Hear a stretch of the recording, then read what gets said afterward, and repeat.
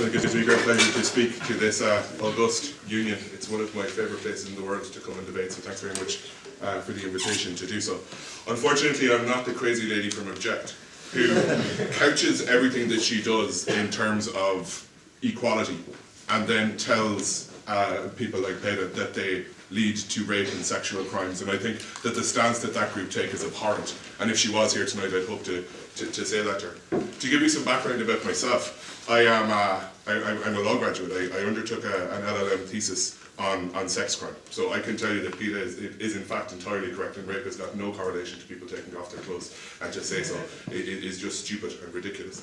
I also like boobs. I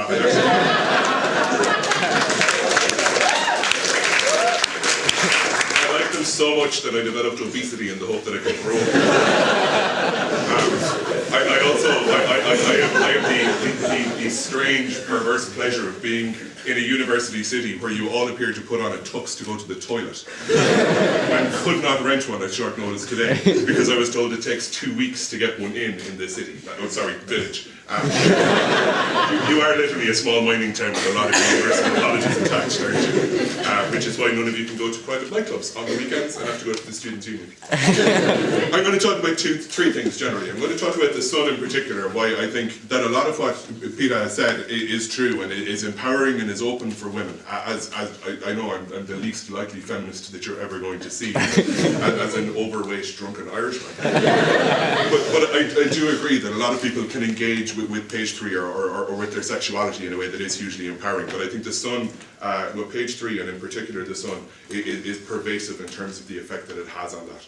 I'm also going to talk about objectification and sexualization because I think there are some issues there. But I do want to start by saying that I agree with everything that has been said by the speaker before me. I do think that it can be an empowering and it can be a valid choice for a woman to engage with her sexuality at a time where she wants to, for whatever reason. I've got no problem. I'm a hugely liberal person. I've got no problem with any ideas such as public nudity or government control. I don't think that there are issues around that because it is an individual choice. Where your individual choice should be limited is where that choice is presented as harmful to other people, or where other people perceive a harm that is fallen upon themselves because of your engagement with society. And unfortunately, I think that both of those things are true for page 3.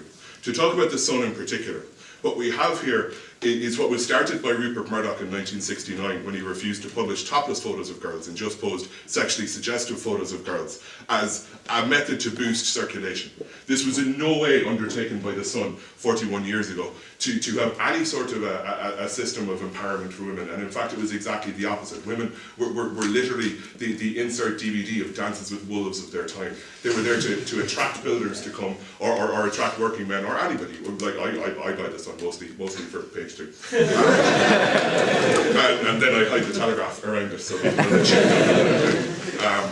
So this was a crass stunt from the outset. When eventually they did start publishing photos of topless women in the 1970s, there was huge outcry in society because of a denigration of society, really old-fashioned values that now liberals have reclaimed as really not old-fashioned values, but I'll get onto those in a second.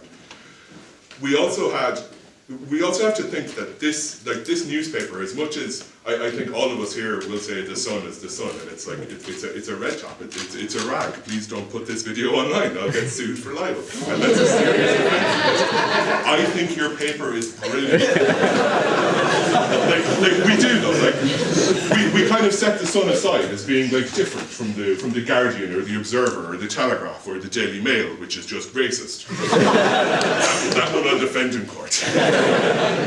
But the Sun actually has a huge opinion-forming base. The Sun is what decided the election for New Labour. The Sun is what is going to decide this election, having already swung its support behind the Conservatives and the poll bump that we've seen. Sorry, I'm an elections nerd. This might denigrate into politics where we start talking about single transferable vote versus first past the post constituencies, because that's the kind of stuff that gets me off.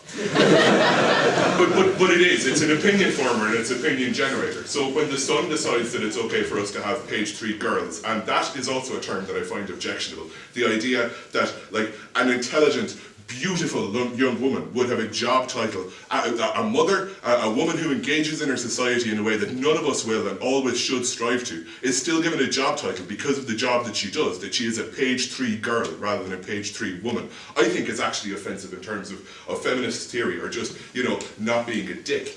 The other thing that I find offensive, is A, their engagement with girls who are under the age of 16. And while not necessarily, I'm not now legally not allowed to do anymore, but they published topless photos of girls that were 16 to 18 in the not so distant past. They also, not connected to the Sun, but the Weekly Sport had a countdown day clock to when they could show photos of Lindsay Dawn McKenzie with their top off, when she turned 16.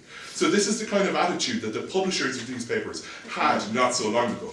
You're all sitting there going, this is all in history, this is all in the past. Stop living in 1967, Stephen. You're not that old despite what you look like, 25. In 2004, Claire Short launched her second campaign against Page 3, because Claire Short finds Page 3 objectionable. She finds Page 3 objectionable for different reasons to why I find Page 3 objectionable, but she finds Page 3 objectionable. And she proposed a bill in the House of Commons to censor a newspaper's publication right of topless photos. And in response, the Sun superimposed her head on a Page 3 model and said she was only opposed to Page 3 because she was fat, ugly, and jealous. Absolutely hilarious, because I don't know Claire Short as an Irishman, so I don't know whether or not that's true. But this is still the attitude that Page 3 have, despite what the girls who engage in Page 3 want to achieve or achieve for themselves. This is the attitude of the publishers of this newspaper, that it is us showing off our pretty things to sell more papers. And if you're opposed to us, you must be ugly, or one of those lesbians who doesn't like women.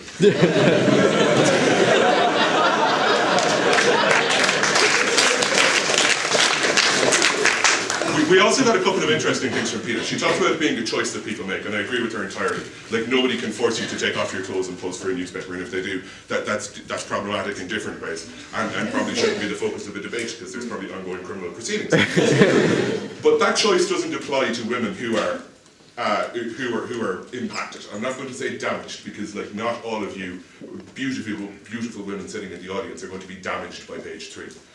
That is almost akin to saying Page 3 leads to rape, because it's just not true. It's not objectively true, it's not quantifiably true, and no way it's true. It's like me making up a statistic that 74% of people like boobs. It's probably much higher than that. But some people are. Some people do feel objectified by Page 3. Some people do engage with it in a different way, and I'll talk about that in my two main substantive points. But the other thing that I wanted to ask, or that I wanted to point out, was Peter said she didn't ever grow up thinking or dreaming of a career as a Page 3 model. The problem is, there are now people who grow up dreaming of a career as a glamour model or a Page 3 model, and I know those two things are very different, because you're clearly much more attractive than Jordan is. I'll defend that one in court too. But there are people who now grow up thinking, this is the pinnacle of my existence, I'll take my kit off and everyone will love me. But also, the careers for these girls have gotten shorter and shorter. So girls now have got a much shorter shelf life. I know that it's kind of circular in my head as well, because I only just thought of it while Peter was speaking. But we're incentivizing women into a career through our acceptance and our promotion of it, which then will lead to them not making a choice like you did, where they're blinkered to some of the harms that may accrue to them, or they just engage with it in the China Whites, leaving with footballers, getting their tits out, and then going home with a big paycheck until they're fired after 6 weeks because Lefty has gotten a little bit droopier than Righty. And there's no airbrushing that can fix that, I've tried. It's a situation where this career has been incentivized to people that don't necessarily know how they're going to engage with it long term, and I kind of find that a little bit worrying. But again, like I said, that's not going to be a major argument that I made. It's just a random thought experiment that I had.